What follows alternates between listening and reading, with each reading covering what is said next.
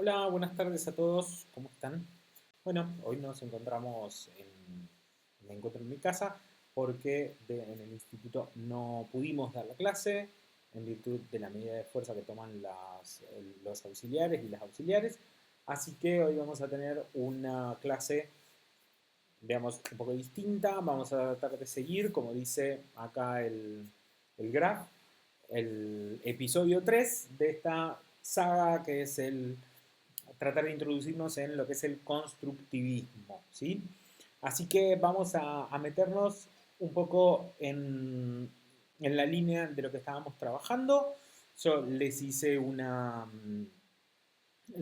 como una pared sobre este lado para que vayamos, para allá, para que vayamos llevando adelante la clase de la manera más ordenada posible. Vamos a ver si es posible hacerlo. ¿Sí? En primer lugar, vamos a tratar de ver cuál es Jean Piaget, lo que trataremos de recordar algo de lo que trabajamos siempre con él y a su vez vamos a ver en esta clase cuáles son las etapas que él determinó para el desarrollo de la inteligencia en esto que decíamos que era el inicio. ¿Sí? Nosotros acá lo tenemos a Jean Piaget, este señor ahí medio en sepia, que lo que se acuerdan que nosotros habíamos hablado la semana pasada. Bueno, Jean Piaget, suizo, este señor suizo que ha tenido tantos avances y que ha sido tan tomado en cuenta, en verdad lo que hizo fue crear una corriente de pensamiento que es la psicología genética. La psicología genética decíamos que se llamaba así en virtud de su crecimiento, de que hablaba del nacimiento, ¿no? Del nacimiento de la inteligencia. Entonces, ello significaba, aguarden un segundo, vamos a poner acá. Ello significaba que se iba a tratar de entender cuál era el nacimiento de la inteligencia, porque consideraba que la inteligencia era esa capacidad de resolver situaciones nuevas sin previo ensayo. Pero ahora, ¿cómo hacemos para abordar situaciones nuevas sin previo ensayo? Bueno, porque hay situaciones viejas, ¿sí? Entonces, la psicología genética lo que nos va a decir es que hay una construcción y esa construcción se tiene que dar por lo que llamábamos asimilación, acomodación y equilibración. ¿Cómo es que se da esa asimilación, acomodación y equilibración?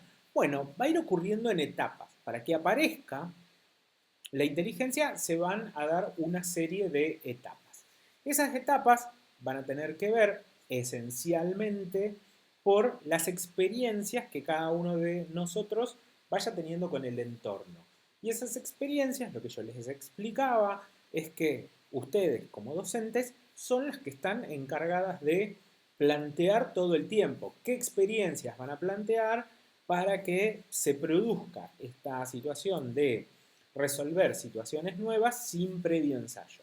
Y por lo tanto, se dé un proceso de asimilación de esa nueva experiencia, la acomodación sobre saberes ya conocidos, y eso se produzca en una nueva equilibración que se va a romper, porque nuestra función como docentes va a ser primero romper esa equilibración a través de qué, bueno, vamos a tratar de ver algunos ejemplos de cómo se rompe esa equilibración para seguir generando nuevas experiencias y que esas experiencias generen nuevos aprendizajes. Nosotros, en un primer momento, en este libro que está marcado aquí, que se llama El nacimiento de la inteligencia en el niño, Jean Piaget define a la primera etapa como una etapa sensorio-motriz. La etapa sensorio-motriz va de los 0 meses o de la desaparición del periodo de los reflejos hasta más o menos los 2 años, 2 años y medio. Y lo que tiene como característica, dijimos, es que el conocimiento durante esta etapa se va a construir a través de la acción. Esta acción que se va a dar a través de experiencias con el entorno. Piensen entre los 0 y 24 meses qué experiencias se van dando con el entorno. Una experiencia de contacto directo, ¿verdad? Entonces, todas estas experiencias que nosotros le demos a un niño, a una niña, a un sujeto de esa edad, van a construir conocimiento. ¿Por qué? Porque en esta etapa va a predominar la asimilación, ¿sí?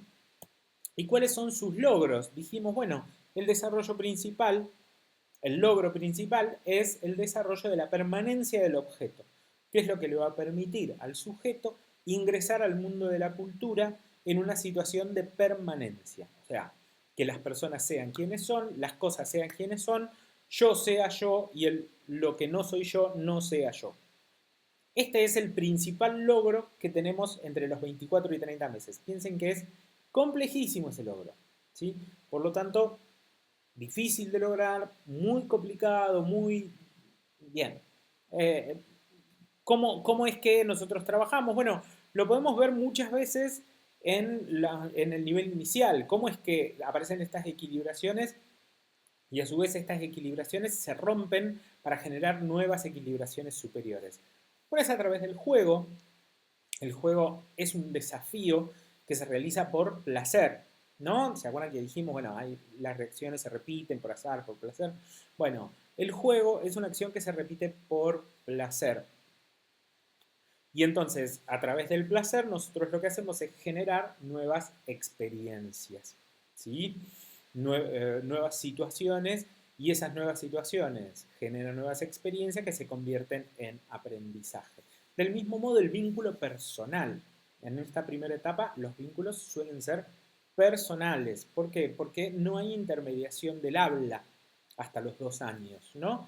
Entonces, los vínculos son más personales, se sostienen desde otros lugares, como es el cuerpo y el vínculo con el otro o con las otras cosas, con el no yo, diría Freud, diría Piaget, ¿sí? Esta es la primera etapa, que es la etapa sensorio-motriz. Después viene una segunda etapa. La segunda etapa se llama preoperatoria y es la que va desde los 2 años hasta los 6 años. Esta etapa es la que definió, digamos, el objetivo de los jardines de infantes, ¿sí? Que atraviesen su etapa preoperatoria de manera tal que sean a través de situaciones de aprendizaje. Uy, se me corrió la cámara. ¿Cuáles son las características de la etapa preoperatoria? Bueno, la esencial es que el pensamiento es egocéntrico. El pensamiento está centrado en sí mismo y por lo tanto, toda la construcción del mundo, todas las experiencias o todas las decisiones van a estar centradas en lo que el sujeto pueda hacer, decir o crear por sí mismo, ¿sí? Y entonces, el yo y el no yo siempre tienen un mismo eje, que es el yo. ¿Sí?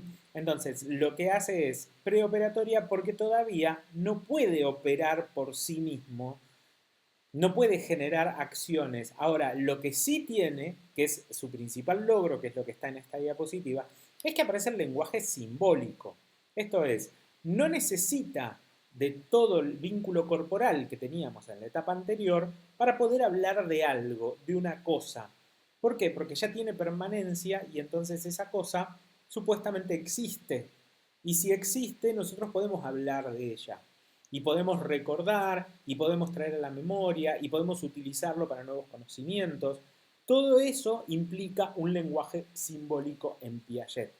¿Cuáles son los ejemplos que trabajamos? Bueno, mucho de lo que se trabaja en los jardines, en las últimas etapas esencialmente de lo que es el jardín, como actividades de narración, actividades de dibujo. Nosotros podemos decir, bueno, dibuja, vamos a ir a la plaza, vamos a hacer este ejercicio y entonces ustedes van a dibujar tal cosa. Lo que vieron en la plaza.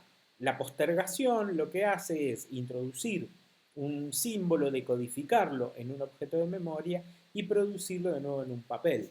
Lo mismo que si en la sala de 5 les contamos un cuento, el cuento del patito feo, no necesitamos traer un pato y que ese pato sea feo adentro del aula.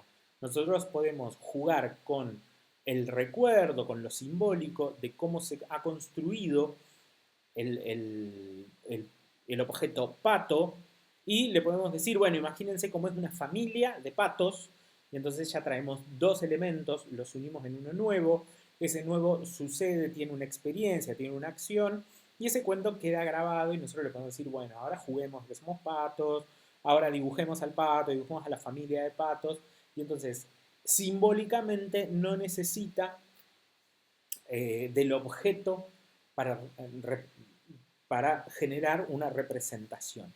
¿Sí? Este es el principal logro del preoperatorio, que es lo que decimos que está esencialmente en el nivel inicial. Pero después de la etapa preoperatoria, llegados los 6 años y la entrada en la escuela primaria, lo que vamos a tener son las operaciones concretas. Y acá es donde nos vamos a detener un poco más. Quizá la clase que viene, hoy voy a tratar de ser lo más corto posible para que ustedes puedan tomar nota después y llevar ya todo preparado para la clase que viene, que es la etapa que se da en la escuela primaria entre los 7 y los 11 o 12 años. Nosotros tenemos una discusión porque Piaget habla de los 7 años, pero habla de los 7 años de mediados del siglo pasado, ¿no? Hoy el ingreso está dado a los 6 años porque hay un nivel de estimulación muchísimo más alto que en aquel momento y que por lo tanto puede generar operaciones concretas entre los 6 y los 11, 12 años. Pero es lo que dice Piaget. Piaget acá está diciendo de 7 a 11 años. ¿Cuáles son las características? Acá aparece el pensamiento lógico. El pensamiento lógico es aquel pensamiento que permite llevar de un elemento a otro elemento y ambos sumarlos para generar una conclusión nueva o un nuevo saber.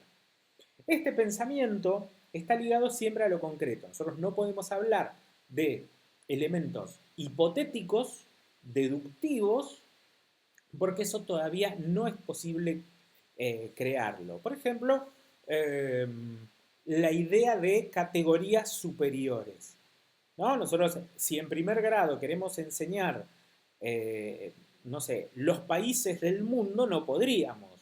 ¿Por qué? Porque no hay un concepto categórico de mundo. Lo que hay es mi ciudad, mi casa, mi barrio, ¿no? Y a partir de ahí vamos conociendo la ciudad. Pero no podemos llegar a más que eso. ¿Por qué? Porque si bien hay un pensamiento lógico que va a decir, yo tengo en esta ciudad, en este barrio, en esta casa, mi casa, no le podemos decir, bueno, esto es Argentina. Por ejemplo, el Mundial es una fuente interesante pedagógica, de recurso pedagógico, para poder incorporar esta otra idea que es nueva y que es distinta. Pero después, en la escuela nosotros nos vamos a centrar en lo lógico, específicamente en lo lógico concreto. ¿Cuál es su principal logro? Los logros son los que vamos a ver en matemáticas, que son la conservación, la clasificación y la seriación, y que son estos tres elementos que, en primer lugar en la matemática, pero más tarde lo vamos a ver en todas las demás áreas, y que yo voy a tratar de explicárselos la semana que viene, que es un poco más complejo, porque ustedes son las que se van a dedicar a hacer eso. La conservación, la clasificación y la seriación, entonces, son elementos de las nociones matemáticas que después se trasladan a todo tipo de saber y que son los que construyen los futuros aprendizajes. Quizá los aprendizajes más definitivos de la vida están dados precisamente por estos tres elementos, que no son los únicos, pero que son los que específicamente se logran en esta etapa. Y si tuviéramos que ver algunos ejemplos de lo que son la etapa operatorio concreto, podemos decir que tiene que ver con lo que es el uso de material manipulable. ¿Sí? Nosotros sabemos que si brindamos mejores y mayores experiencias, lo que vamos a generar son nuevos aprendizajes. De hecho, ustedes recordarán muchas de las experiencias que han tenido en la escuela primaria, qué sé yo, una salida, una visita, un ir al laboratorio, agarrar, jugar con el sapo o hacer juegos que tuvieran que ver con manipulación de la naturaleza, o bien que los llevaran a una biblioteca y pudieran sentir cómo era tocar un libro, jugar con los libros, los juegos que ya son más adultos, las matemáticas, los desafíos, las olimpiadas. Todo eso es lo que se da en el operatorio concreto. Esta etapa terminaría cuando termina la escuela primaria. ¿Por qué termina la escuela primaria? Bueno, pues porque aparece un nuevo elemento que es el pensamiento simbólico, que es lo que vamos a ver en un minutito.